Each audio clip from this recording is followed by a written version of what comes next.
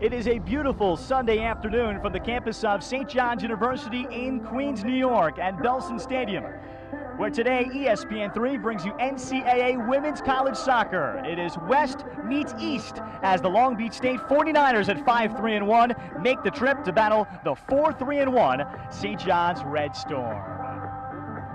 And with that, good afternoon and welcome. Alongside former Hofstra forward Sam Scolarici, I'm Ralph Bednarczyk. For these two programs, Sam, is their non-conference finale. Both programs expect to compete for the very tops of their conferences. Both may get a lot from this one. Well, it is the perfect non-conference matchup for these two teams, both of them having something to prove. St. John's trying to break away from that two-game losing streak after losing to Boston College on Thursday. Tough game for them, giving up the only goal in the 84th minute. So I think they're ready to get back on their feet and start next weekend with a positive. And for Long Beach State, they're coming off of a high on Thursday, beating UConn 3-2 in a double overtime thriller. So I think what a weekend it would be for them to fly home with a couple of East Coast wins under their belt. And the winner of this game may hinge on who possesses more in the midfield.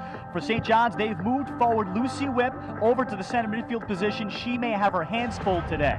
Lucy Whip, she is the fittest she's ever been. She stayed in the States this summer training with players like Christine McBeath, who is easily the fittest player on the team according to Coach Ian Stone, and they've had a lot of time to build chemistry together. So I think Lucy Whip's performance today will really determine the state of the game for St. John's.